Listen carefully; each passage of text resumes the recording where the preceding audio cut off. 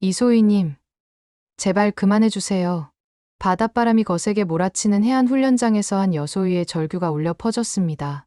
그 순간 박중희의 540도 회전 발차기가 임신 6개월인 이소희를 향해 날아갔고 그녀는 그대로 차가운 바다 속으로 떨어져 버렸습니다.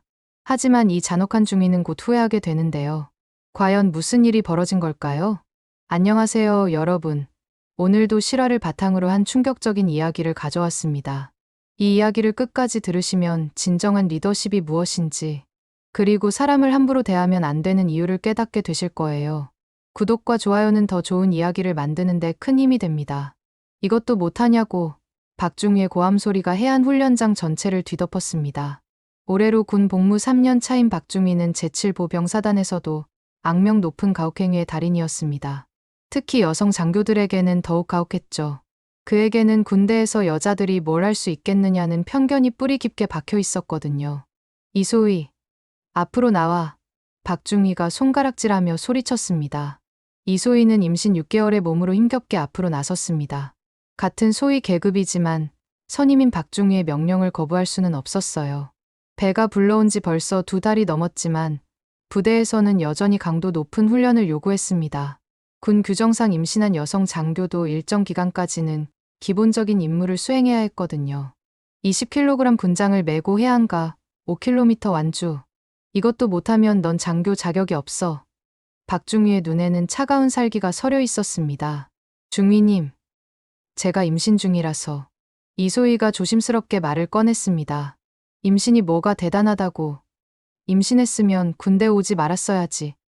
박중희는 이소희의 말을 끝까지 듣지도 않고 소리를 질렀습니다. 주변에 있던 다른 장병들이 숨을 죽이며 상황을 지켜봤습니다. 모두가 알고 있었어요. 박중희의 성격을 거스르면 더 큰 봉변을 당한다는 것을요.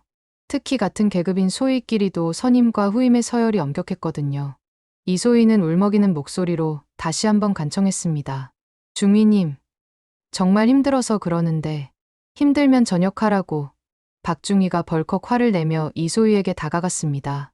그 순간이었습니다. 분노에 사로잡힌 박중희가 갑자기 540도 회전 발차기를 시전한 것입니다. 태권도 사단의 실력을 가진 그의 발차기는 임신한 이소희의 어깨를 정확히 맞췄습니다. 아악! 이소희의 비명이 울려 퍼졌습니다. 몸의 균형을 잃은 이소희는 그대로 뒤로 넘어지며 바다 속으로 떨어져 버렸습니다. 차가운 1월의 동해바다였죠. 살려주세요. 살려주세요. 물속에서 발버둥 치는 이소희의 절규가 파도 소리에 묻혀갔습니다. 다른 장병들이 급히 구명조끼를 던지며 구조에 나섰지만 임신한 몸으로는 헤엄치기가 쉽지 않았습니다. 게다가 1월의 바닷물은 체온을 급속도로 떨어뜨리고 있었어요. 빨리 구조해. 부사관들이 소리치며 뛰어들었습니다.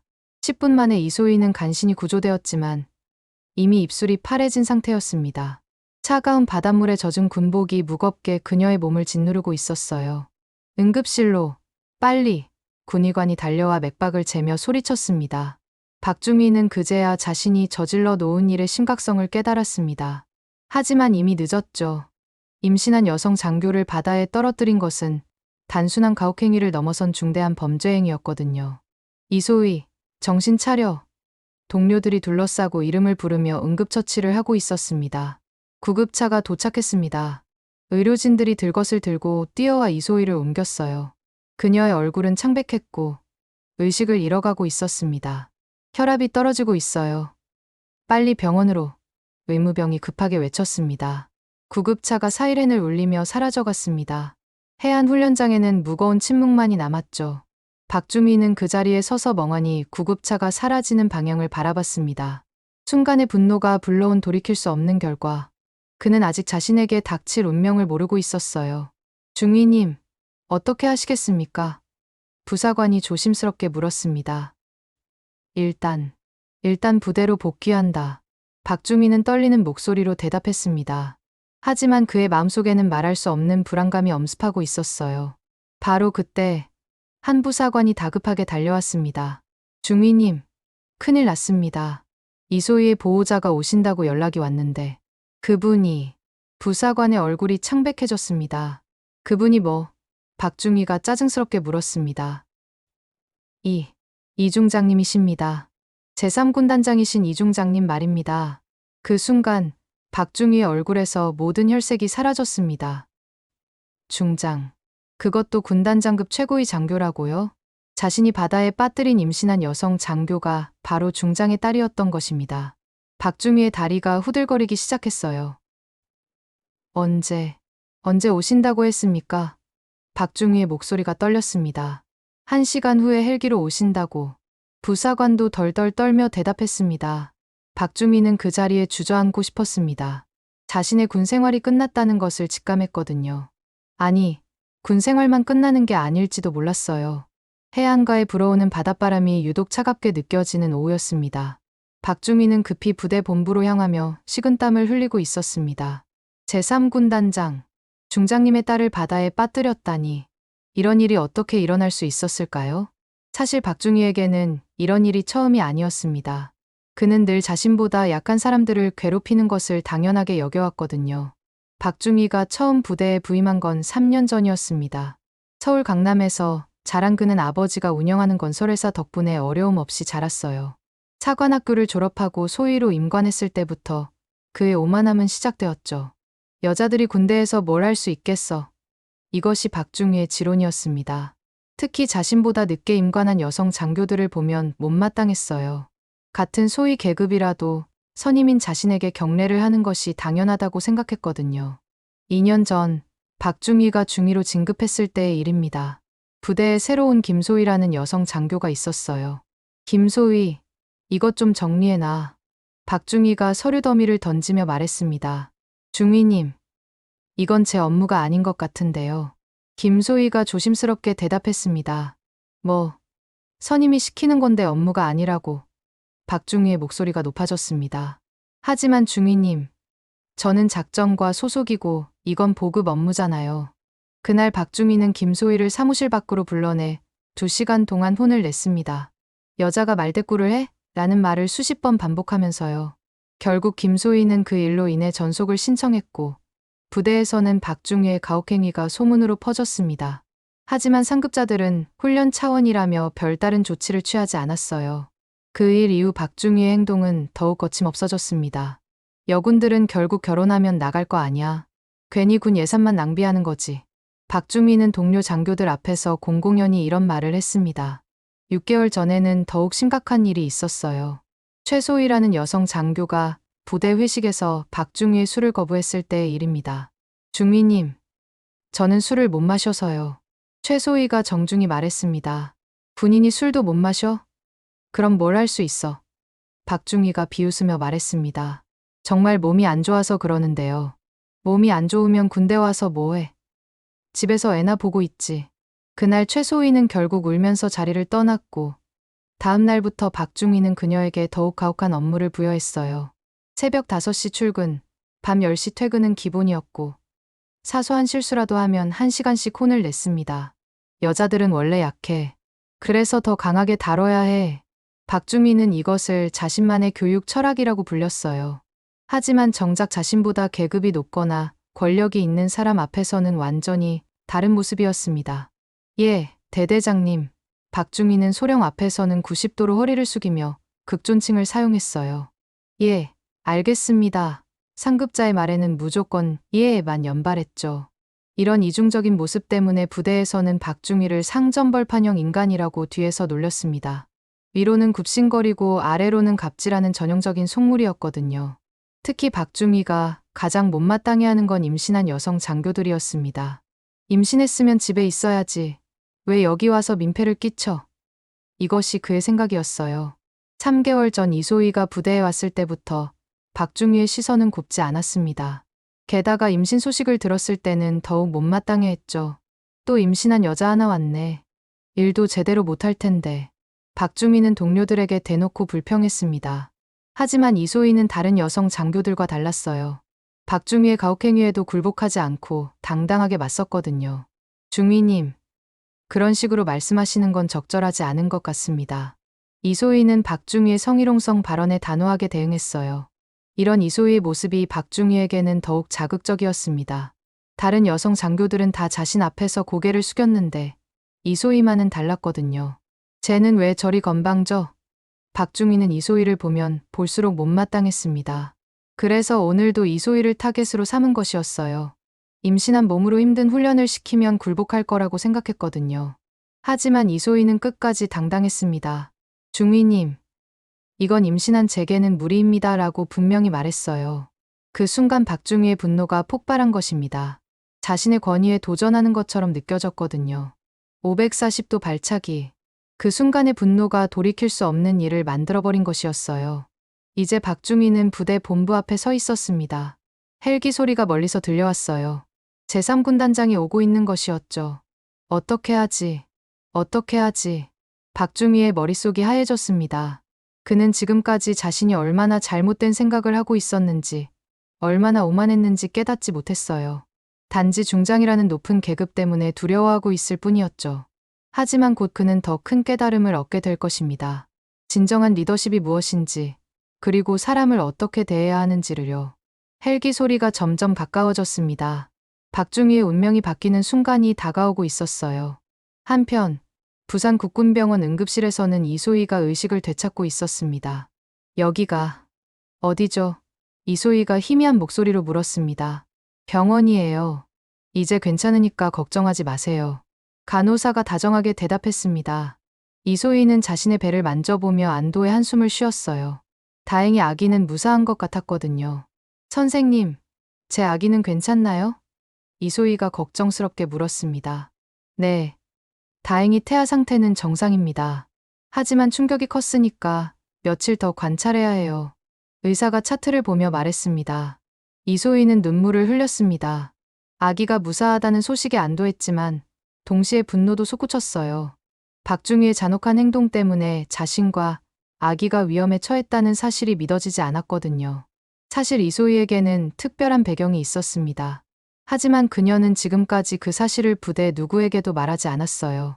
이소희의 본명은 이지연, 제3군단장 이철민 중장의 외동딸이었습니다. 어려서부터 아버지의 영향을 받아 자란 이지연은 진정한 군인이 되고 싶었어요. 하지만 아버지의 권력 때문에 특별 대우받는 것은 원하지 않았죠. 아버지, 저는 다른 장교들과 똑같이 대해달라고 말씀해 주세요. 임관 전날 이지연이 아버지에게 부탁했습니다. 지연아, 하지만 내가 다칠까봐 걱정되는구나. 이철민 중장은 딸을 걱정했어요. 아버지가 그렇게 키우셨잖아요. 군인은 나라를 지키는 사람이라고. 힘든 일도 당당히 견뎌내야 한다고요. 이철민 중장은 딸의 의지를 존중했습니다. 그래서 이지연이 부대에 갈 때도 특별한 부탁을 하지 않았어요. 오히려 다른 장교들과 동등하게 대해달라고 당부했죠. 그 결과 이소희는 부대에서 완전히 평범한 장교로 생활할 수 있었습니다. 박중희를 비롯한 부대원들은 그녀가 중장의 딸이라는 사실을 전혀 몰랐거든요. 이소희는 오히려 그런 상황이 좋았어요. 자신의 실력으로 인정받고 싶었거든요. 하지만 임신 소식을 알게 된 후에는 고민이 많았습니다. 남편은 해외 파견 중이었고 혼자서 임신과 군 생활을 병행하기가 쉽지 않았거든요. 아버지께 말씀드릴까? 이소희는 여러 번 고민했어요. 하지만 결국 혼자서 해내기로 결심했습니다. 아버지에게 의존하고 싶지 않았거든요. 특히 박중희의 가혹행위가 시작된 후에도 이소희는 참고 견뎠어요. 아버지의 권력으로 문제를 해결하는 것은 자신의 신념에 어긋났거든요. 참아내자. 나도 군인이니까. 이소희는 매일 밤 이렇게 다짐했어요. 하지만 오늘 일은 참을 수 있는 선을 넘어섰습니다. 자신뿐만 아니라 뱃속 아기까지 위험에 처하게 만들었거든요. 바로 그때 병실 문이 열렸습니다. 지연아. 이철민 중장이 급하게 들어왔어요. 50대 중반의 이철민 중장은 30년 군 생활을 해온 베테랑 군인이었습니다. 6.25 전쟁에 참전한 아버지의 영향을 받아 육사에 진학했고 줄곧 최전방 부대에서 복무해왔어요. 특히 그는 부하를 아끼는 지휘관으로 유명했습니다. 병사 한 명 한 명을 자식처럼 여기며 절대 함부로 대하지 않았거든요. 아버지. 이소희가 눈물을 흘리며 아버지를 불렀습니다. 괜찮니? 다치지 않았니? 이철민 중장의 눈에도 눈물이 맺혔어요. 네, 괜찮아요. 아기도 무사해요. 이소희가 배를 만지며 말했습니다. 이철민 중장은 딸의 손을 꼭 잡았습니다. 그동안 딸이 얼마나 힘들게 견뎠을지 생각하니 가슴이 아팠어요. 지연아, 왜 진작 말하지 않았니? 아버지한테 말했으면 이런 일은 없었을 텐데. 아버지, 저는 특별 대우받고 싶지 않았어요. 다른 장교들처럼 제 실력으로 인정받고 싶었거든요. 이철민 중장은 딸의 말을 들으며 복잡한 감정을 느꼈습니다. 자랑스러우면서도 미안했어요. 딸을 너무 강하게 키운 것 같아서요. 그래도 임신 중에 이런 일을 당하다니. 그 박중이라는 자식이 도대체 뭘 생각하고 있는 거야? 이철민 중장의 목소리에는 분노가 섞여 있었습니다. 하지만 그의 분노는 단순한 아버지의 감정이 아니었어요. 한 군인이 다른 군인을, 특히 임신한 여성 장교를 그렇게 대했다는 사실에 대한 분노였죠. 아버지, 사실 박주민은 평소에도 이소희가 지금까지의 일들을 차근차근 설명했습니다. 여성 장교들에 대한 차별, 성희롱성 발언들, 그리고 오늘의 540도 발차기까지. 이철민 중장의 얼굴이 점점 굳어갔습니다. 30년 군 생활을 하면서 이런 파렴치한 일을 저지르는 장교는 처음 보는 거였어요. 지연아, 아버지가 처리할게. 이런 일은 절대 다시 일어나서는 안 돼. 아버지, 하지만 제가 중장님의 딸이라고 알려지면.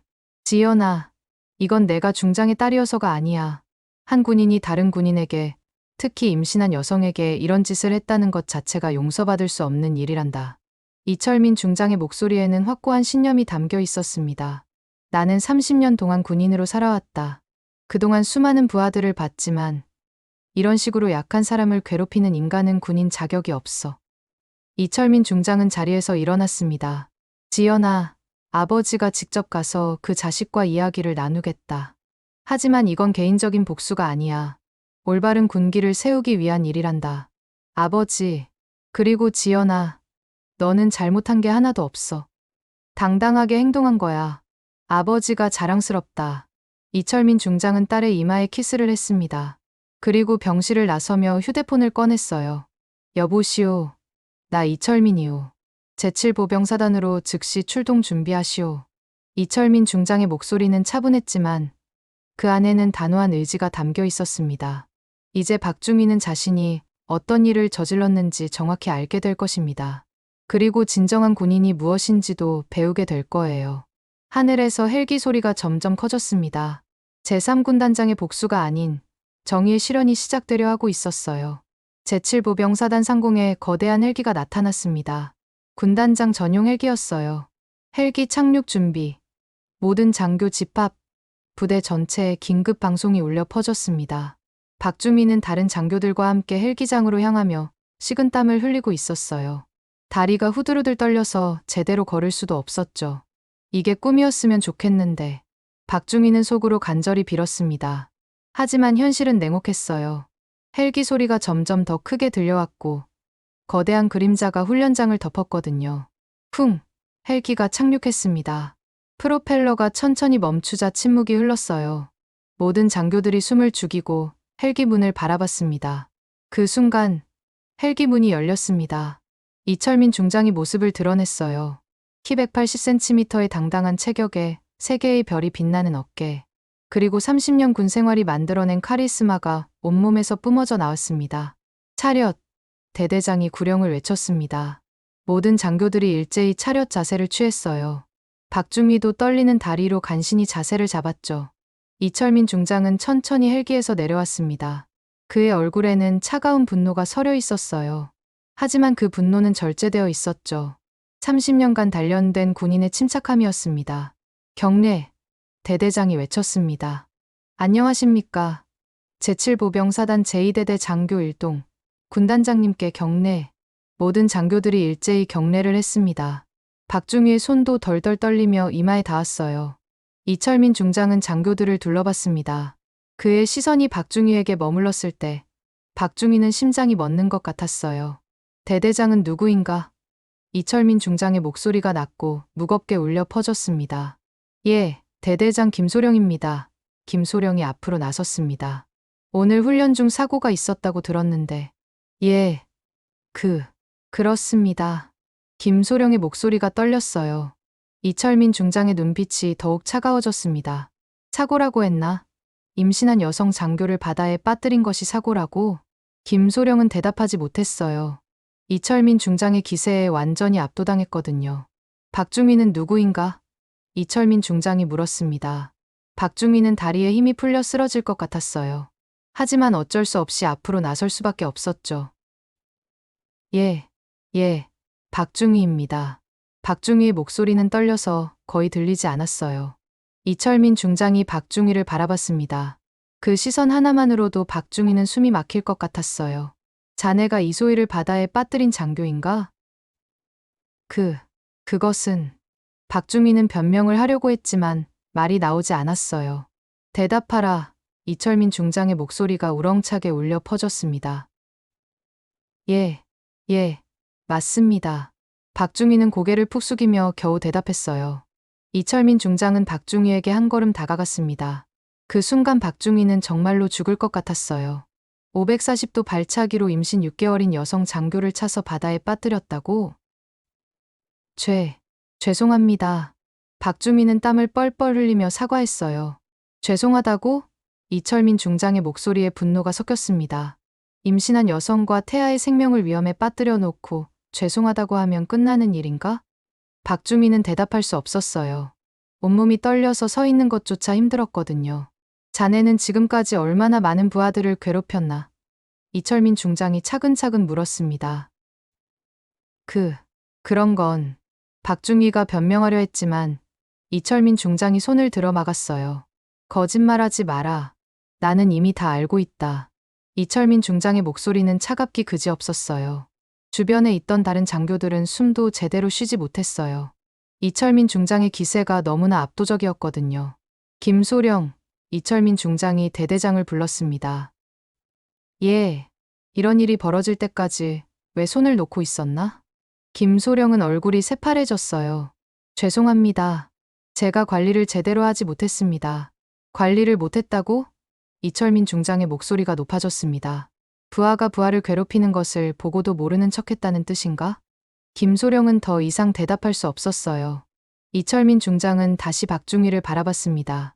자네는 왜 그런 짓을 했나? 그냥. 박중희는 제대로 된 대답을 할 수 없었어요. 그냥이라고? 이철민 중장의 눈에 분노가 치솟았습니다. 임신한 여성을 바다에 빠뜨린 이유가 그냥이라고? 박중희는 땀범벅이 된 채로 고개만 숙이고 있었어요. 자네는 군인인가? 아니면 깡패인가? 이철민 중장의 질문이 날카롭게 박중희를 찔렀어요. 군인입니다. 군인이라고? 이철민 중장이 비웃었습니다. 군인이 임신한 여성을 발로 차는가? 군인이 약한 사람을 괴롭히는가? 박중희는 대답할 수 없었어요. 자신이 지금까지 얼마나 잘못된 생각을 하고 있었는지 깨닫기 시작했거든요. 나는 30년 동안 군인으로 살아왔다. 이철민 중장의 목소리가 무겁게 울려 퍼졌습니다. 6.25 전쟁 참전용사인 아버지 밑에서 자라며 진정한 군인이 무엇인지 배웠다. 주변이 조용해졌어요. 모든 사람이 이철민 중장의 말에 집중하고 있었거든요. 군인은 약한 사람을 보호하는 존재다. 나라를 지키고 국민을 지키고 동료를 지키는 것이 군인의 사명이다. 이철민 중장의 목소리에는 확고한 신념이 담겨 있었어요. 그런데 자네는 뭘 했나? 임신한 여성 장교를, 그것도 자신의 동료를 발로 찼다. 이것이 군인이 할 일인가? 박중희는 눈물이 나기 시작했어요. 자신이 얼마나 잘못된 인간이었는지 깨닫기 시작했거든요. 대답하라. 이철민 중장이 다시 명령했습니다. 아닙니다. 제가 잘못했습니다. 박중희의 목소리가 떨렸어요. 잘못했다는 것을 안다면 왜 그런 짓을 했나? 박중희는 한참 동안 대답하지 못했어요. 그러다가 떨리는 목소리로 말했습니다. 제가 오만했습니다. 여성 장교들을 무시했고 제 권력을 남용했습니다. 이철민 중장은 박중희의 말을 듣고 잠시 침묵했어요. 그리고 천천히 입을 열었습니다. 그래, 솔직하게 말하는군. 그럼 이제 어떻게 할 것인가? 박중희는 고개를 들어 이철민 중장을 바라봤어요. 그의 눈에는 진실한 후회가 담겨 있었습니다. 과연 박중희는 어떻게 자신의 잘못을 만회할 수 있을까요? 그리고 이철민 중장은 어떤 조치를 취할까요? 이철민 중장은 박중희를 바라보며 천천히 입을 열었습니다. 박중희, 자네가 바다에 빠뜨린 이소희가 누군지 아는가? 박중희는 고개를 들어 중장을 바라봤어요. 무슨 뜻인지 이해할 수 없었거든요. 모르겠습니다. 박중희가 떨리는 목소리로 대답했습니다. 이철민 중장의 눈에 복잡한 감정이 스쳤어요. 분노, 실망, 그리고 슬픔이었습니다. 이소희는 이철민 중장이 잠시 말을 멈췄습니다. 이소희는 내 딸이다. 그 순간 박중희의 얼굴에서 모든 피가 사라졌습니다. 다른 장교들도 충격에 빠져 숨을 죽였어요. 뭐라고요? 박중희는 믿을 수 없다는 표정으로 중장을 바라봤습니다. 내 외동딸, 이지연이다. 이철민 중장의 목소리가 떨렸어요. 박중희는 그 자리에 주저앉고 싶었습니다. 자신이 중장의 딸을 발로 차서 바다에 빠뜨렸다는 사실이 믿어지지 않았거든요. 그런데 왜 말씀하지 않으셨습니까? 박중희가 절망적인 목소리로 물었습니다. 이철민 중장은 깊은 한숨을 쉬었어요. 그건 지연이가 원했기 때문이다. 예? 지연이는 특별 대우를 받고 싶어 하지 않았다. 다른 장교들과 똑같이 대해달라고, 자신의 실력으로 인정받고 싶다고 했다. 이철민 중장의 목소리에는 딸에 대한 자랑스러움이 담겨 있었어요. 그래서 나는 부대에 특별한 부탁을 하지 않았다. 오히려 다른 장교들과 동등하게 대해달라고 당부했다. 박중희는 점점 더 절망에 빠져갔어요. 이소희가 그렇게 당당했던 이유를 이제야 알 것 같았거든요. 지연이는 어려서부터 남다른 아이였다. 이철민 중장이 과거를 회상하며 말했습니다. 다른 아이들이 인형을 갖고 놀 때 지연이는 군인 아저씨들과 이야기하는 것을 좋아했다. 왜 군인이 되었는지, 나라를 지킨다는 것이 무엇인지 끊임없이 물어봤다. 이철민 중장의 얼굴에 미소가 스쳤어요. 딸을 생각하는 아버지의 표정이었죠. 고등학교 때 지연이가 사관학교에 가겠다고 했을 때 처음에는 반대했다. 군대는 험한 곳이고 여자가 견디기 힘들다고 생각했거든. 하지만 지연이는 포기하지 않았다. 아버지가 그렇게 키우셨잖아요. 군인은 나라를 지키는 사람이라고, 성별은 중요하지 않다고 하셨잖아요 라고 말했다.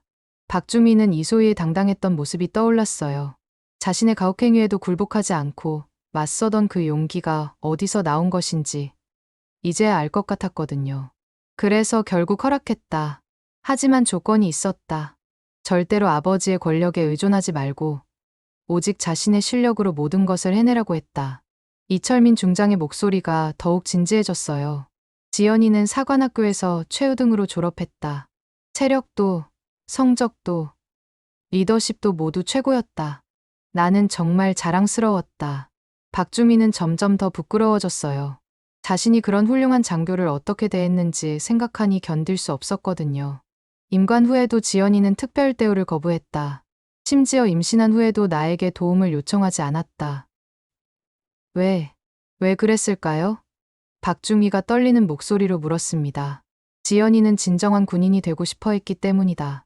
권력이나 배경이 아닌 자신의 실력과 인격으로 인정받고 싶어 했다. 이철민 중장의 말을 들으며 박중희는 자신이 얼마나 잘못 생각하고 있었는지 깨달았어요. 그런데 자네는 뭘 했나? 이철민 중장의 목소리가 다시 차가워졌습니다. 그런 지연이를, 임신한 지연이를 발로 차서 바다에 빠뜨렸다. 자네 때문에 지연이와 내 손자가 죽을 뻔했다. 박중희는 눈물을 흘리기 시작했어요. 자신이 얼마나 큰 죄를 지었는지 이제야 완전히 깨달았거든요. 죄송합니다. 정말 죄송합니다. 박중희가 땅에 무릎을 꿇으며 울부짖었습니다. 죄송하다고 해서 해결될 일인가? 이철민 중장의 목소리는 여전히 차가웠어요. 제가 어떻게 해야 할까요? 박중희가 절망적으로 물었습니다. 이철민 중장은 잠시 침묵했어요. 그리고 천천히 입을 열었습니다. 자네는 지금까지 왜 그런 식으로 부하들을 대했나? 저는 제가 강해야 한다고 생각했습니다. 특히 여성 장교들은 약하다고 생각했고. 약하다고? 이철민 중장이 끼어들었습니다. 지연이가 약해 보였나? 박중희는 고개를 저었어요. 아니요. 이소희님은 정말 강했습니다. 제 가혹행위에도 굴복하지 않았고 당당하게 맞섰습니다. 그럼 왜 괴롭혔나? 박중희는 한참 동안 대답하지 못했어요. 그러다가 떨리는 목소리로 말했습니다. 제가 열등감이 있었던 것 같습니다.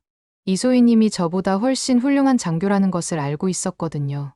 이철민 중장의 눈빛이 조금 부드러워졌어요. 계속 말해봐라. 이소희님은 부하들에게 존경받고 상급자들에게도 인정받았습니다. 저는 저는 그런 모습이 부러우면서도 질투가 났습니다. 박중희의 고백이 계속되었어요. 그래서 더 괴롭혔습니다. 이소희님이 굴복하기를 바랐거든요. 하지만 이소희님은 끝까지 당당했고 그것이 저를 더욱 화나게 만들었습니다. 이철민 중장은 박중희의 말을 듣고 고개를 끄덕였어요. 그래, 솔직하게 말하는군. 그럼 이제 뭘 해야 할지 알겠나? 박중희는 고개를 들어 중장을 바라봤어요. 그의 눈에는 진실한 후회와 함께 변화하고자 하는 의지가 담겨 있었습니다. 이소희님께 진심으로 사과드리고 싶습니다. 그리고 제가 괴롭혔던 다른 장교들에게도요. 그것만으로 충분하다고 생각하나? 아니요. 저는 진정한 군인이 무엇인지 배우고 싶습니다. 중장님께서 말씀하신 것처럼 약한 사람을 보호하는 군인이 되고 싶습니다. 이철민 중장의 얼굴에 미묘한 변화가 일어났어요. 분노가 조금씩 가라앉고 대신 다른 감정이 스며들기 시작했거든요. 박중희, 자네는 이제 선택해야 한다. 이철민 중장이 엄숙하게 말했습니다. 지금까지의 자네로 살 것인가? 아니면 진정한 군인으로 다시 태어날 것인가? 박중희는 눈물을 닦으며 대답했습니다. 중장님, 저는 다시 태어나고 싶습니다. 진정한 군인이 되고 싶습니다. 이철민 중장은 박중희를 오랫동안 바라봤어요. 그리고 놀라운 말을 했습니다. 좋다. 그럼 내가 자네를 직접 가르쳐 주겠다. 모든 사람이 놀랐어요. 중장이 직접 중위를 가르치겠다니 상상할 수 없는 일이었거든요. 하지만 조건이 있다. 이철민 중장의 목소리가 단호해졌습니다. 무엇이든 하겠습니다.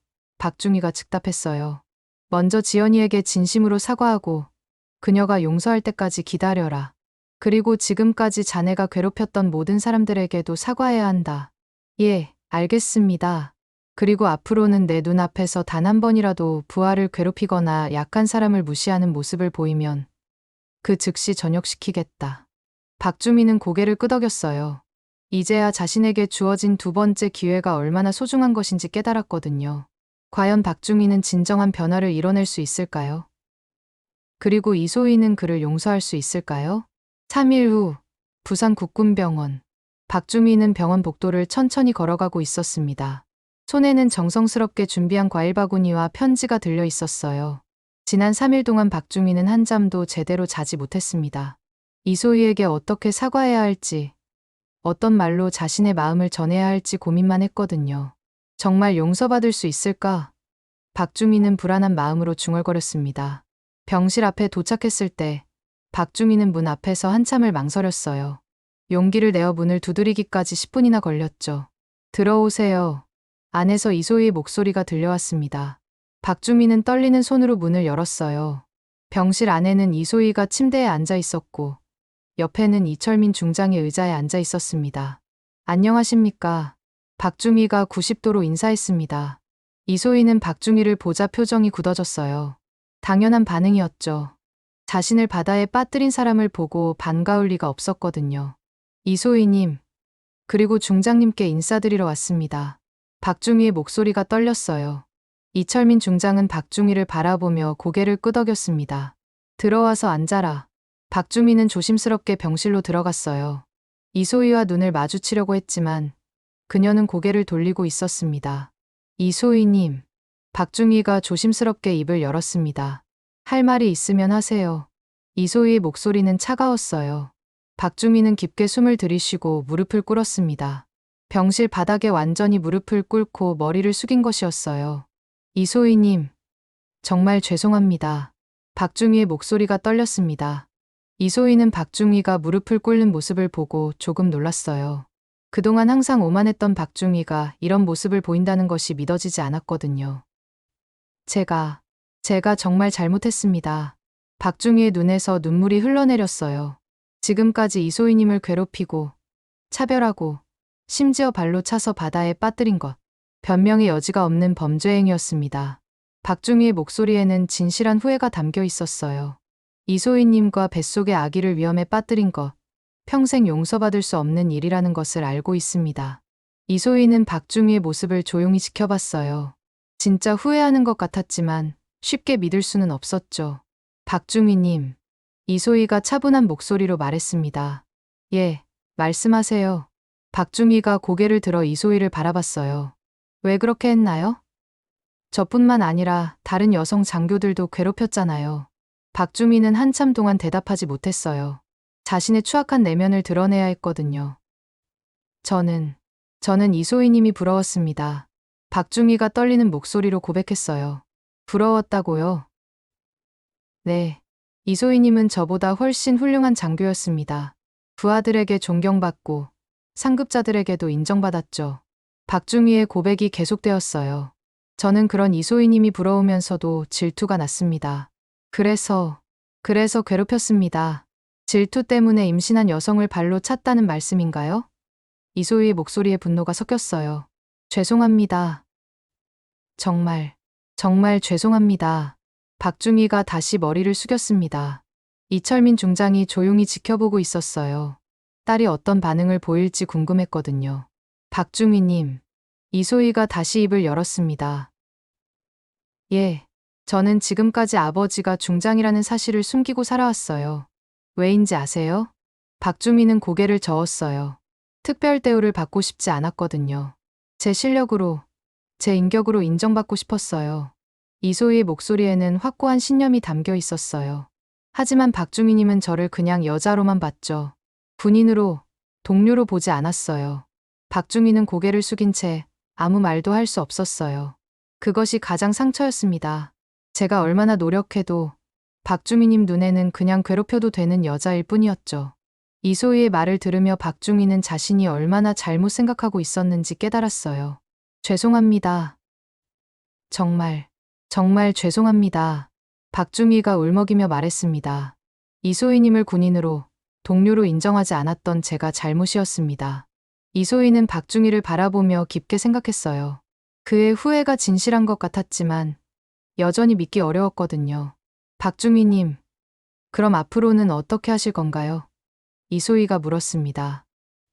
저는 변하고 싶습니다. 박주미가 진실한 목소리로 대답했어요.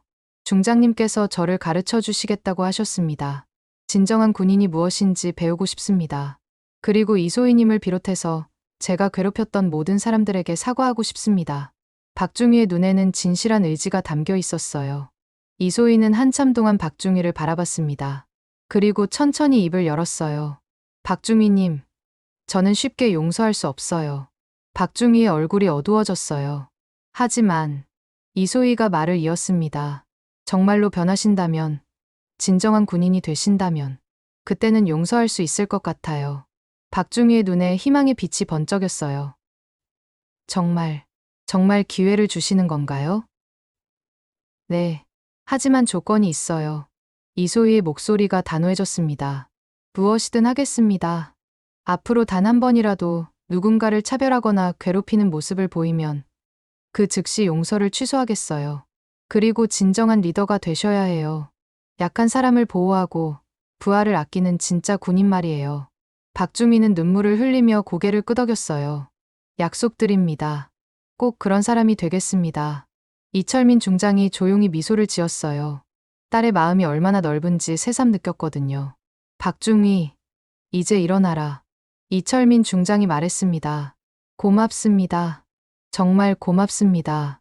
박중희가 일어나면서 깊게 인사했어요. 이소희님, 저는 꼭 약속을 지키겠습니다. 이소희님이 자랑스러워할 수 있는 군인이 되겠습니다. 이소희는 박중희를 바라보며 미소를 지었어요. 처음으로 진실한 박중희의 모습을 본 것 같았거든요. 기대하고 있겠어요. 박중희님. 박중희는 병실을 나서며 마음속으로 다짐했어요.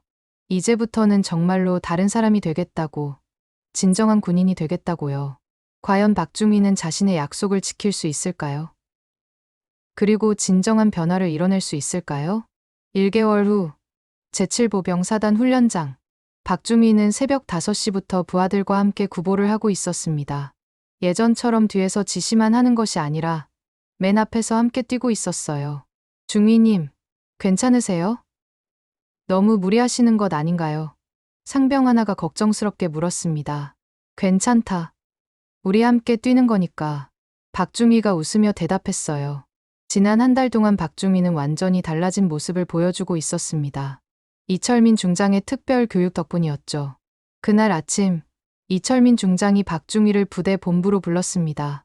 박중희, 한 달 동안 어떻게 지냈나? 이철민 중장이 물었습니다. 보고드립니다. 중장님께서 가르쳐 주신 대로 실천하고 있습니다. 박중희가 정중하게 대답했어요. 구체적으로 말해봐라. 매일 새벽 부하들과 함께 구보를 하고 식사 시간에는 가장 늦게 받고 가장 먼저 치우고 있습니다. 박중희의 보고가 계속되었어요. 그리고 부하들의 고민을 들어주고 개인적인 문제가 있으면 함께 해결하려고 노력하고 있습니다. 이철민 중장이 고개를 끄덕였어요. 좋다. 그럼 이제 더 중요한 것을 가르쳐 주겠다. 더 중요한 것이요? 진정한 리더십이 무엇인지 말이다. 이철민 중장의 목소리가 진지해졌어요. 박중희, 자네는 지금까지 리더십을 권력이라고 생각했지? 박중희는 고개를 숙였어요. 예, 맞습니다.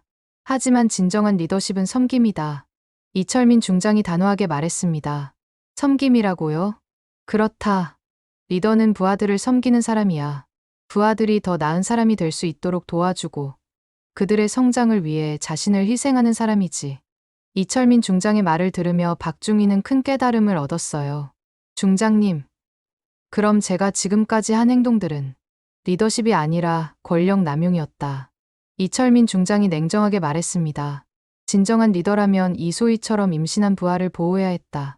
그런데 자네는 오히려 괴롭혔지. 박중희는 자신의 과거를 되돌아보며 부끄러워했어요. 중장님, 그럼 어떻게 해야 진정한 리더가 될 수 있을까요? 이철민 중장이 미소를 지었어요. 그 답은 자네가 스스로 찾아야 해. 하지만 힌트를 주겠다. 예, 말씀해 주세요. 오늘 오후에 특별한 손님이 온다. 그분을 보면 진정한 리더십이 무엇인지 알게 될 거야. 특별한 손님이요? 우리 지연이가 온다. 이철민 중장의 얼굴에 따뜻한 미소가 스쳤어요. 이소희님이요? 박중희가 놀라며 물었습니다. 그래.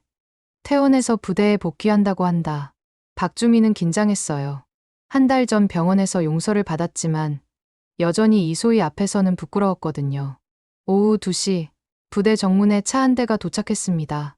이소희가 내렸어요. 한 달 전보다 훨씬 건강해 보였죠. 이소희님, 부하들이 반갑게 맞이했습니다. 다들 그동안 잘 지냈어요.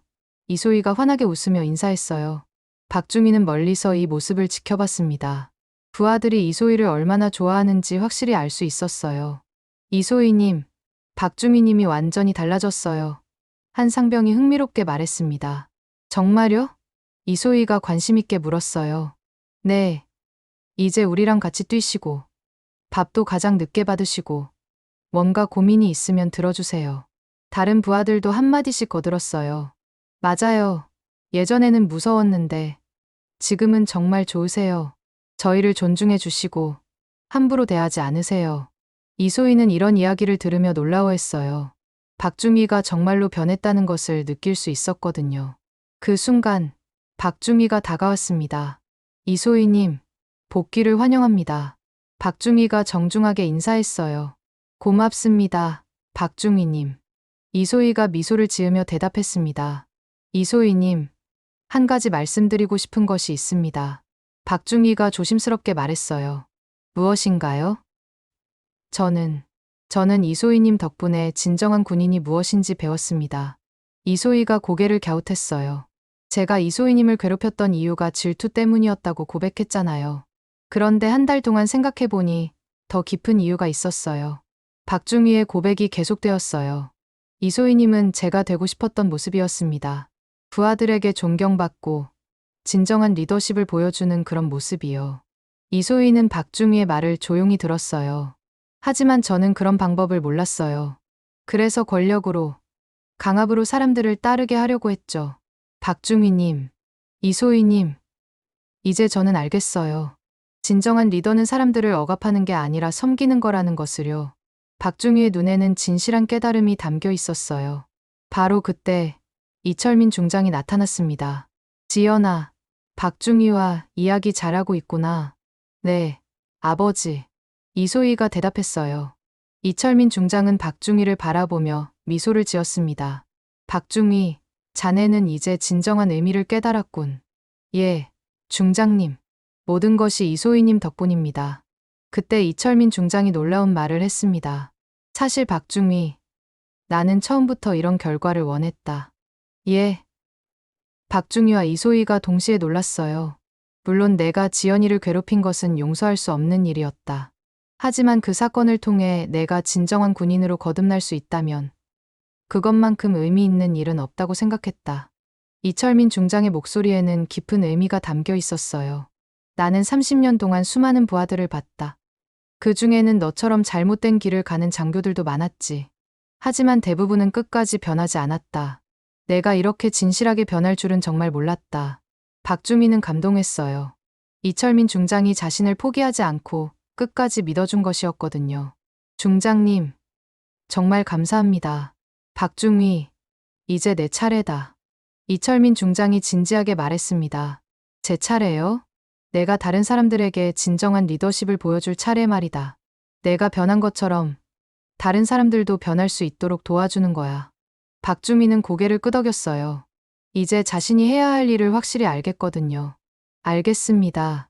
저도 중장님처럼, 이소희님처럼 진정한 리더가 되겠습니다. 이소희가 박중희를 바라보며 환하게 웃었어요. 박중희님, 저는 정말 자랑스러워요. 이렇게 변하신 모습을 보니까요. 이소희님, 정말 고맙습니다. 이소희님이 아니었다면 저는 평생 잘못된 길을 걸었을 거예요. 세 사람은 서로를 바라보며 미소를 지었어요. 갈등과 오해로 시작된 관계가 이제는 진정한 동료애로 발전한 것이었죠. 과연 박중희의 변화는 지속될 수 있을까요? 그리고 그는 정말로 다른 사람들에게도 좋은 영향을 줄 수 있을까요? 6개월 후, 같은 해안 훈련장. 모든 장병 집합. 박중희의 목소리가 훈련장에 울려 퍼졌습니다. 하지만 6개월 전과는 완전히 달랐어요. 박중희의 목소리에는 권위적인 강압이 아닌 따뜻한 리더십이 담겨 있었거든요. 오늘은 특별한 날입니다. 박중희가 부하들 앞에서 말했습니다. 6개월 전, 바로 이 장소에서 제가 씻을 수 없는 잘못을 저질렀습니다. 부하들이 조용히 박중희의 말에 귀를 기울였어요. 임신한 이소희님을 발로 차서 바다에 빠뜨린 그날, 저는 군인이 아니라 그냥 폭력배였습니다. 박중희의 목소리에는 진실한 반성이 담겨 있었어요. 하지만 이소희님과 중장님의 용서와 가르침으로 저는 다시 태어날 수 있었습니다. 그 순간 이소희가 부하들 사이에서 앞으로 나왔어요. 임신 8개월인 배가 많이 불러 있었지만 얼굴은 건강하고 행복해 보였죠. 박중희님, 이소희가 미소를 지으며 말했습니다. 예, 이소희님. 6개월 전 제가 여기서 물에 빠졌을 때 정말 무서웠어요. 제 아기가 위험할 수도 있다는 생각에 절망했었죠. 이소희의 고백을 들으며 박중희는 다시 한번 죄책감을 느꼈어요. 하지만 지금 생각해보면 그 일이 있었기에 박중희님이 진정한 리더로 변할 수 있었던 것 같아요. 이소희님, 박중희님, 이제 저는 진심으로 당신을 존경합니다. 이소희의 말에 주변 장병들이 놀라며 박수를 쳤어요. 왜냐하면 자신의 잘못을 인정하고 진정으로 변하려고 노력하는 모습을 보여주셨거든요. 박중희의 눈에 눈물이 맺혔어요. 이소희님, 정말 감사합니다. 이소희님이 아니었다면 저는 지금도 잘못된 길을 걷고 있었을 거예요. 바로 그때 헬기 소리가 들려왔습니다. 이철민 중장이 오고 있는 것이었어요. 헬기가 착륙하고 이철민 중장이 내렸습니다. 6개월 전과 같은 장소였지만 분위기는 완전히 달랐어요. 안녕하십니까? 모든 장병들이 일제히 경례했습니다. 이철민 중장은 박중희에게 다가왔어요. 박중희, 6개월 동안 어떻게 지냈나? 보고드립니다. 중장님께서 가르쳐 주신 대로 매일 노력하며 지냈습니다. 구체적으로 말해봐라. 박중희는 깊게 숨을 들이쉬고 보고를 시작했어요. 부하들과 함께 새벽 구보를 하고 그들의 고민을 들어주며 진정한 섬김의 리더십을 실천했습니다. 좋다. 그럼 부하들은 어떻게 평가하나? 이철민 중장이 주변 장병들을 바라봤어요. 중장님, 한 상병이 손을 들었습니다. 말해봐라. 박중희님은 정말 많이 변하셨어요. 이제는 저희를 진짜 동료로 대해주시고 힘들 때 옆에서 도와주세요. 다른 부하들도 한마디씩 거들었어요. 맞아요. 예전에는 무서웠는데 지금은 정말 존경스러워요. 저희가 실수해도 화내지 않으시고 어떻게 하면 더 잘할 수 있는지 가르쳐 주세요. 이철민 중장은 이런 이야기들을 들으며 만족스러운 표정을 지었어요. 박중희, 자네는 정말로 변했군. 중장님, 모든 것이 중장님과 이소희님 덕분입니다. 이철민 중장은 박중희의 어깨에 손을 올렸어요. 아니다, 박중희. 내가 스스로 변하고자 하는 의지가 있었기에 가능한 일이었다. 변화는 누군가 강요한다고 되는 것이 아니야. 본인이 진정으로 원해야 가능한 거지. 박중희는 이철민 중장의 말을 깊이 새겼어요.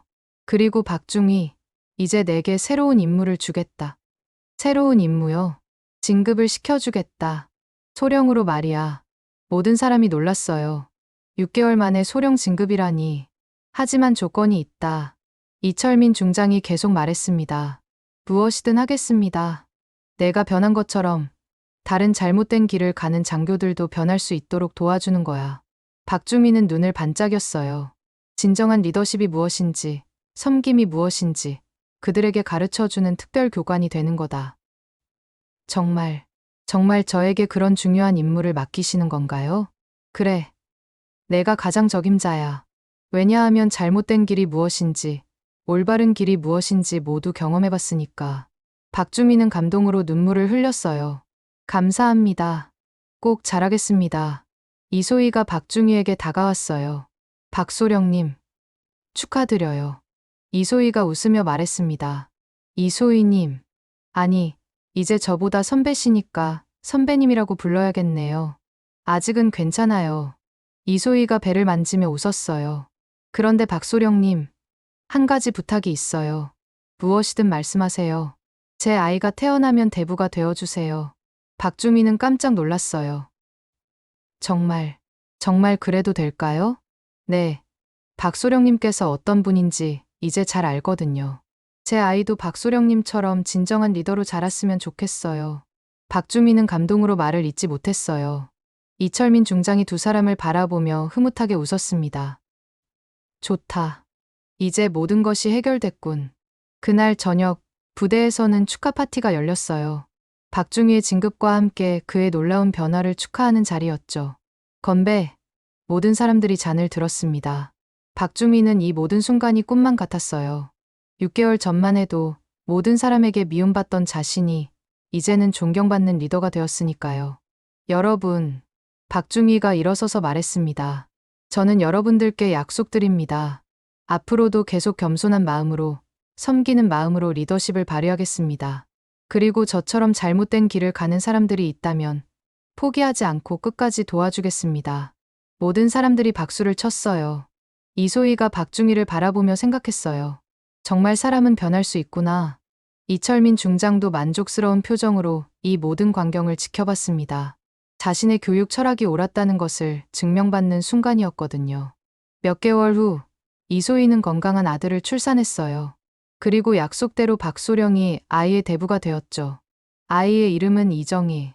정의로운 삶을 살라는 의미였어요. 박소령은 정의를 안아보며 다짐했습니다. 이 아이가 자라서 진정한 리더가 될 수 있도록 자신이 모범을 보여주겠다고요. 그리고 실제로 박소령은 약속을 지켰어요. 특별 교관이 되어 수많은 문제 장교들을 변화시켰고 진정한 리더십이 무엇인지 가르쳤습니다. 이소희도 출산 후 복귀해서 여성 장교들의 롤모델이 되었어요. 그녀의 당당함과 실력은 많은 후배들에게 영감을 주었죠. 이철민 중장은 정년 퇴임할 때까지 사람은 변할 수 있다는 신념을 놓지 않았어요. 그리고 그의 교육을 받은 수많은 장교들이 군 전체에 긍정적인 변화를 가져왔습니다. 540도 발차기로 시작된 끔찍한 사건이 결국 진정한 리더십과 용서, 그리고 변화의 가능성을 보여주는 아름다운 이야기가 된 것이었어요. 사람은 정말로 변할 수 있을까요? 권력을 가진 사람은 어떻게 그 권력을 사용해야 할까요? 그리고 여러분은 다른 사람을 만날 때 무엇을 먼저 보시나요? 외모나 지위일까요? 아니면 그 사람의 진정한 마음일까요? 댓글로 여러분의 생각을 들려주세요. 오늘도 시청해 주셔서 감사합니다. 여러분, 오늘은 특별한 수업을 진행하겠습니다. 박대령이 교육생들 앞에서 말했습니다. 교실에는 전국에서 모인 중견 장교들이 앉아 있었어요. 모두 진급을 앞두고 리더십 교육을 받으러 온 사람들이었죠. 리더십이란 무엇일까요? 박대령이 질문을 던졌습니다. 권한을 가지고 부하들을 이끄는 것입니다. 한 소령이 자신 있게 대답했어요. 목표를 달성하기 위해 조직을 통솔하는 능력입니다. 다른 소령이 대답했습니다. 박대령은 고개를 끄덕이며 웃었어요. 좋은 대답들이네요. 하지만 저는 다른 이야기를 해드리고 싶습니다. 실화를 바탕으로 한 이야기를요.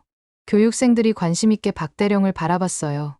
13년 전 한중이가 임신한 여소이를 540도 발차기로 바다에 빠뜨린 사건이 있었습니다. 교실이 조용해졌어요. 충격적인 이야기의 시작이었거든요. 그 중위는 권력을 남용하고 약한 사람을 괴롭히는 것을 당연하게 여겼습니다. 특히 여성 장교들을 무시하고 차별했죠. 박대령의 목소리가 진지해졌어요. 그런데 그가 바다에 빠뜨린 임신한 여소이가 제3군단장의 딸이었습니다. 교육생들이 숨을 죽였어요. 여러분 같으면 어떻게 하셨겠습니까?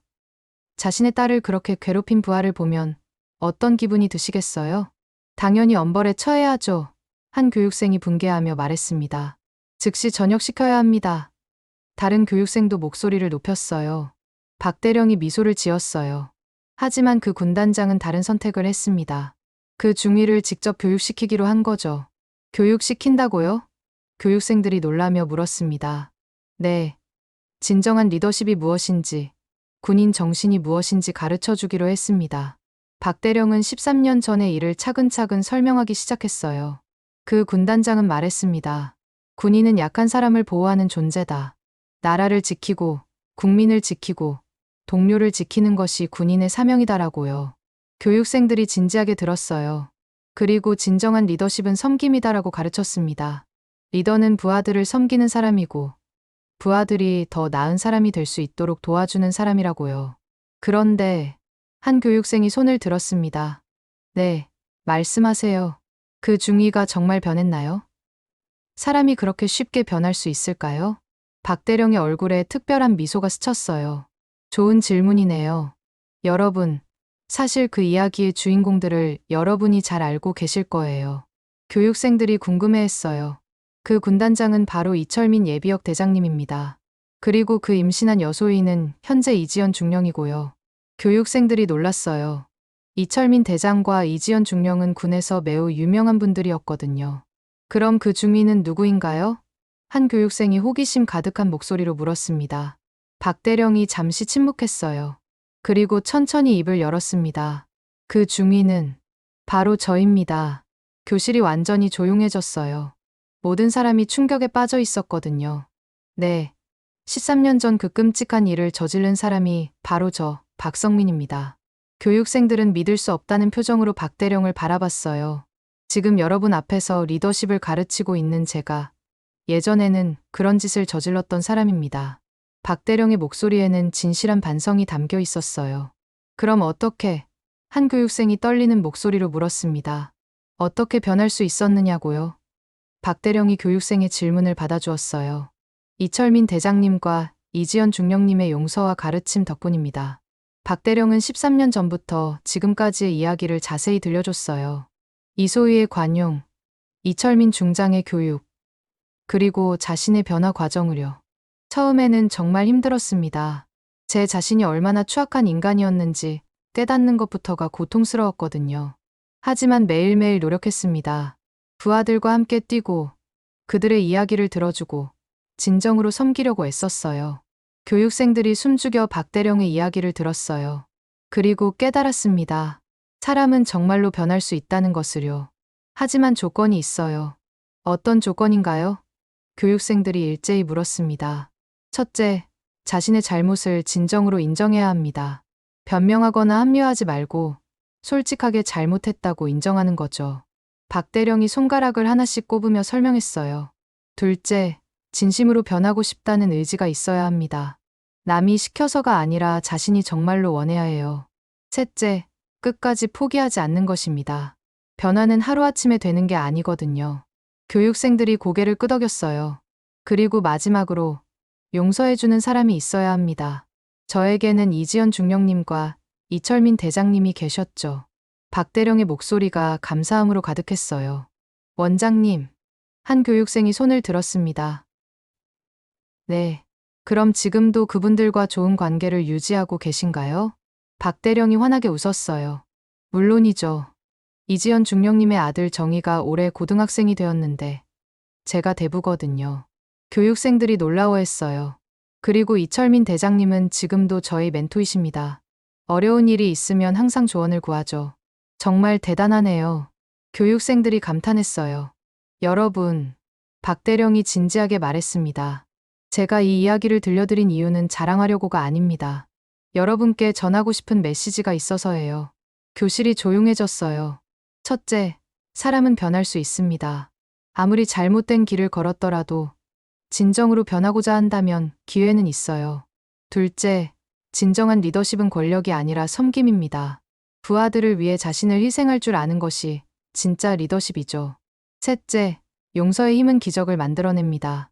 누군가를 용서한다는 것은 그 사람에게 새로운 기회를 주는 거예요. 박대령의 말에 교육생들이 깊이 공감했어요. 마지막으로 여러분도 언젠가는 누군가를 용서해야 할 상황이 올 수 있습니다. 그때 포기하지 마세요. 그 사람도 변할 수 있다고 믿어주세요. 교육생 중 한 명이 눈물을 훔쳤어요. 자신도 비슷한 경험이 있었기 때문이었죠. 원장님, 정말 감사합니다. 오늘 수업은 평생 잊지 못할 것 같아요. 그 교육생이 진심으로 말했습니다. 고맙습니다. 여러분이 부대로 돌아가서 진정한 리더가 되어주신다면 그것만으로도 충분해요. 수업이 끝난 후 박대령은 사무실로 돌아갔어요. 책상 위에는 이지연 중령이 보낸 편지가 놓여 있었습니다. 박 원장님께 오늘 정희가 학교에서 돌아와서 이런 말을 했어요.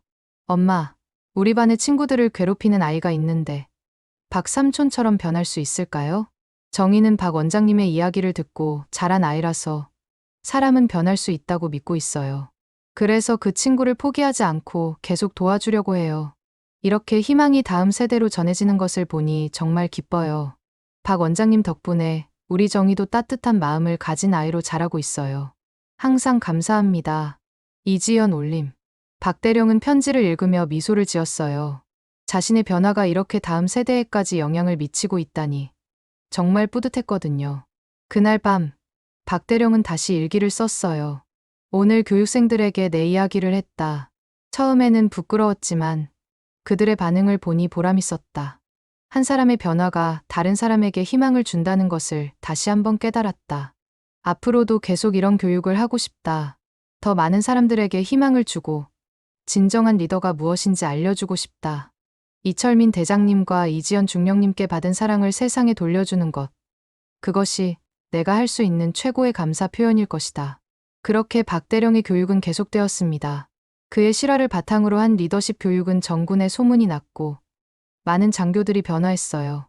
특히 여성 장교들에 대한 인식도 크게 달라졌습니다. 박대령의 이야기를 들은 남성 장교들은 성별이 아닌 능력으로 동료를 평가하게 되었거든요.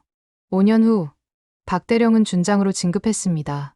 그리고 이지연 중령도 대령으로 진급해서 여성 최초로 연대장이 되었어요.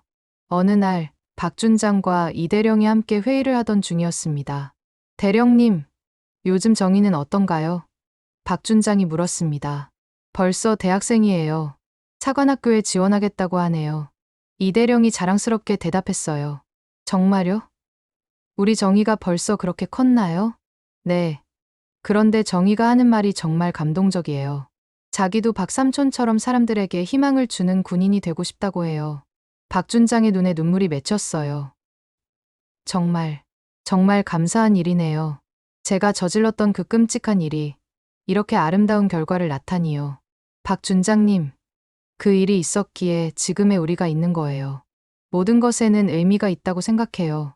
이대령의 말에 박준장이 고개를 끄덕였어요. 그때 문이 열리며 이철민 예비역 대장이 들어왔습니다. 이제 80세가 된 할아버지였지만 여전히 정정하셨어요. 할아버지, 이대령이 반갑게 일어났습니다. 지연아, 박준장도 잘 있었구나. 이철민 대장이 따뜻하게 인사했어요. 대장님, 어쩐 일로 오셨어요? 박준장이 궁금해하며 물었습니다. 정의 녀석이 사관학교 지원한다고 해서 추천서를 써주러 왔다. 추천서요? 그래. 그런데 특별한 추천서야. 이철민 대장이 미소를 지었어요. 어떤 추천서인가요? 이대령이 물었습니다. 정의의 대부인 박준장과 함께 쓰는 추천서 말이야. 박준장과 이대령이 놀랐어요. 대장님, 정말 그래도 될까요? 박준장이 조심스럽게 물었습니다. 물론이지. 정의는 너희 둘을 보고 자란 아이야. 진정한 용서가 무엇인지, 진정한 리더십이 무엇인지 배운 아이지. 이철민 대장의 목소리에는 확신이 담겨 있었어요. 그리고 정의가 사관학교에 가서도 너희들처럼 아름다운 이야기를 만들어갔으면 좋겠다. 세 사람은 함께 정의를 위한 추천서를 썼어요.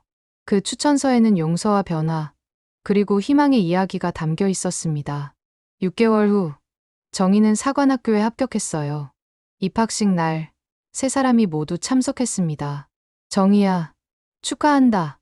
박준장이 정의를 안으며 말했어요. 박삼촌, 저도 삼촌처럼 멋진 군인이 될게요. 정의가 환하게 웃으며 대답했습니다. 정의야, 하지만 기억해라. 진정한 군인은 강한 사람이 아니라 약한 사람을 보호하는 사람이야. 이철민 대장이 손자에게 말했어요. 네, 할아버지. 저는 박삼촌과 엄마가 보여준 것처럼 용서하고 사랑하는 군인이 될게요. 정의의 말을 들으며 세 사람은 모두 눈물을 흘렸어요. 한 세대에서 다음 세대로 희망이 전해지는 순간이었거든요. 그날 밤, 박준장은 마지막 일기를 썼어요. 오늘 정의가 사관학교에 입학했다. 18년 전 내가 저질렀던 그 끔찍한 일에서 시작된 이야기가 이렇게 아름다운 희망으로 이어지고 있다. 정의는 이제 새로운 세대의 군인이 될 것이다. 그리고 그는 우리가 보여준 용서와 사랑의 정신을 이어받아 더 나은 세상을 만들어갈 것이다.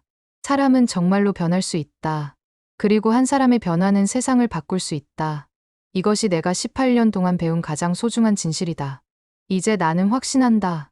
정의와 같은 젊은 군인들이 있는 한 우리의 미래는 희망으로 가득할 것이라고. 10년 후 서울 용산구 국방부 청사. 아빠, 빨리 와요. 10살 된 이정희가 아버지의 손을 잡아 끌며 소리쳤습니다. 그래, 그래. 천천히 가자. 이소희. 아니 이제는 이중령이 된 지연이 웃으며 아들을 따라갔어요. 오늘은 특별한 날이었습니다. 박소령. 아니 이제는 박대령이 국방부 인사교육원 원장으로 임명되는 날이었거든요. 정희야, 박삼촌 축하드리러 가는 거지? 지연이 아들에게 물었습니다. 네, 박삼촌이 정말 대단한 사람이 되셨다면서요. 정희가 눈을 반짝이며 물었어요. 응, 정말 대단한 사람이야. 하지만 더 중요한 건 착한 마음을 가진 사람이라는 거야. 지연은 10년 전을 떠올렸습니다. 임신한 자신을 바다에 빠뜨린 그 박중희가 이제는 전군의 인재 교육을 책임지는 자리에 오르다니. 정말 상상할 수 없는 일이었어요. 국방부 대회의실에 도착하자 이미 많은 사람들이 모여 있었습니다. 박대령의 임명식을 축하하러 온 사람들이었어요. 지연아, 익숙한 목소리가 들려왔습니다. 이철민 중장. 아니 이제는 예편한 이철민 예비역 대장이 손자를 안고 다가왔어요. 아버지, 오셨군요. 지연이 반갑게 인사했습니다. 정희야, 할아버지한테 와. 이철민 대장이 손자를 안으며 말했어요. 할아버지, 오늘 박삼촌이 정말 높은 사람이 된다면서요. 정희가 순진하게 물었습니다. 그래, 하지만 높은 자리에 있다고 높은 사람은 아니란다. 진짜 높은 사람은 마음이 높은 사람이야. 이철민 대장은 손자에게 늘 이런 식으로 가르쳤어요. 지위보다 인격이 중요하다고요. 할아버지, 그럼 박삼촌은 마음도 높은 사람이에요? 정희가 또 물었습니다. 그럼 박삼촌은 정말로 마음이 높은 사람이야. 할아버지가 보장한다. 바로 그때 임명식이 시작되었습니다. 국방부 인사교육원 원장의 박성민 대령을 임명한다. 국방부 장관의 목소리가 울려 퍼졌습니다. 박 대령이 앞으로 나가 임명장을 받았어요. 그의 얼굴에는 10년 전과는 완전히 다른 겸손함과 책임감이 담겨 있었습니다. 박성민 원장님, 인사 말씀 부탁드립니다. 사회자가 말했습니다. 박 대령이 단상에 올라섰어요. 그리고 잠시 객석을 둘러본 후 입을 열었습니다. 존경하는 국방부 장관님, 그리고 참석해 주신 모든 분들께 감사드립니다. 박 대령의 목소리는 차분하고 진실했어요. 저는 오늘 이 자리에 서기까지 많은 분들의 도움을 받았습니다. 특히 저에게 진정한 리더십이 무엇인지 가르쳐 주신 분들께 감사드립니다. 박 대령의 시선이 이철민 대장과 지연에게 머물렀어요. 10년 전 저는 군인이라는 이름을 달고 있었지만 사실은 군인이 아니었습니다. 권력을 남용하고 약한 사람을 괴롭히는 그냥 폭력배였죠. 객석이 조용해졌어요. 박 대령의 고백에 모든 사람이 집중하고 있었거든요. 하지만 한 분의 용서와 가르침으로 저는 다시 태어날 수 있었습니다. 진정한 군인이 무엇인지, 진정한 리더가 무엇인지 배울 수 있었어요. 박대령의 목소리에 감정이 실렸어요. 그분은 임신한 몸으로도 당당했고 저의 가혹행위에도 굴복하지 않았습니다. 그리고 무엇보다 저를 용서해 주셨어요. 지연은 박대령의 말을 들으며 눈시울이 붉어졌어요. 10년이 지났지만 여전히 감동적이었거든요. 또한 저에게 섬김의 리더십을 가르쳐 주신 분이 계십니다. 30년 군 생활의 경험으로 저 같은 문제 장교를 포기하지 않고 끝까지 믿어주신 분이죠. 이철민 대장도 감동했어요. 자신의 교육 철학이 이렇게 결실을 맺는 모습을 보니 뿌듯했거든요. 저는 이제 이 자리에서 약속드립니다. 앞으로 저와 같은 길을 걷는 장교들이 없도록 진정한 군인 정신을 교육하는 데 최선을 다하겠습니다. 박대령의 목소리가 더욱 힘있게 울려 퍼졌어요. 군인은 나라를 지키는 사람입니다. 국민을 보호하는 사람이고 약한 사람을 지켜주는 사람입니다. 절대로 권력을 남용하거나 부하를 괴롭히는 사람이 아닙니다. 객석에서 박수가 터져나왔어요. 그리고 진정한 리더는 섬기는 사람입니다. 부하들이 더 나은 사람이 될 수 있도록 도와주고 그들의 성장을 위해 자신을 희생하는 사람입니다. 박대령의 말에 모든 사람이 공감했어요. 임명식이 끝난 후 축하 리셉션이 열렸습니다. 박 원장님, 축하드립니다. 지연이 박대령에게 다가가 축하했어요. 지연, 아니 이중령님, 정말 고맙습니다. 박대령이 깊게 인사했습니다. 아직도 그렇게 인사하시네요. 지연이 웃으며 말했어요. 당연하죠. 중령님은 저의 은인이시니까요. 그때 정희가 뛰어왔어요. 박삼촌, 축하해요. 정희가 환하게 웃으며 말했습니다. 정희야, 고마워. 우리 정희가 많이 컸네? 박대령이 정희를 안아 올렸어요. 박삼촌, 엄마가 그러는데 삼촌이 정말 나쁜 사람이었다가 좋은 사람이 됐다면서요. 정희가 순진하게 물었습니다. 박대령과 지연이 웃음을 터뜨렸어요. 맞아. 정희야. 삼촌은 예전에 정말 나쁜 사람이었어. 하지만 너희 엄마가 용서해 주셔서 좋은 사람이 될 수 있었지. 우와. 그럼 엄마가 정말 대단한 거네요. 정희가 감탄했어요. 그래. 너희 엄마는 정말 대단한 분이야. 삼촌뿐만 아니라 많은 사람들에게 희망을 주는 분이지. 이철민 대장이 다가왔어요. 박 원장. 정말 축하한다. 이제 정군의 인재 교육을 책임지게 되었으니 무거운 책임감을 가져야 해. 예, 대장님. 꼭 잘하겠습니다. 대장님께서 저에게 가르쳐 주신 것들을 후배들에게 전수하겠습니다. 좋다. 그리고 박 원장, 한 가지 부탁이 있다. 말씀하세요. 이제는 내가 다른 사람들을 변화시킬 차례야. 너처럼 잘못된 길을 가는 장교들을 포기하지 말고 끝까지 믿어주라. 박대령은 고개를 끄덕였어요. 알겠습니다. 저도 대장님처럼 사람은 변할 수 있다는 믿음을 가지고 교육하겠습니다. 그날 저녁, 세 가족은 함께 식사를 했어요. 10년 전만 해도 상상할 수 없었던 따뜻한 모임이었죠. 정희야, 박삼촌한테 뭐 배우고 싶은 거 있어? 지연이 아들에게 물었습니다. 어떻게 하면 나쁜 사람이 좋은 사람이 될 수 있는지 배우고 싶어요. 정희가 진지하게 대답했어요. 박대령이 웃으며 말했습니다. 정희야, 그건 아주 쉬워. 먼저 자신이 잘못했다는 걸 인정하는 거야. 그 다음에는 진심으로 바뀌고 싶다고 마음먹는 거고. 그럼 저도 할 수 있어요? 물론이지. 하지만 정희는 이미 착한 아이니까 더 착한 아이가 되면 돼. 정희가 박수를 치며 좋아했어요. 이철민 대장이 이 모든 모습을 보며 흐뭇하게 웃었습니다. 자신의 교육 철학이 이렇게 아름다운 결실을 맺는 모습을 보니 정말 기뻤거든요. 여러분, 이철민 대장이 잔을 들었습니다. 오늘 우리가 이렇게 모여 앉을 수 있는 것은 기적과 같은 일입니다. 10년 전 그 끔찍한 사건에서 시작해서 이렇게 아름다운 우정으로 발전하다니요. 건배. 모든 사람이 잔을 부딪혔어요. 박대령은 생각했습니다.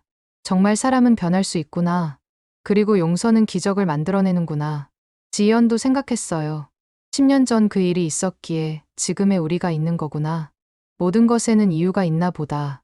이철민 대장은 손자를 바라보며 생각했습니다.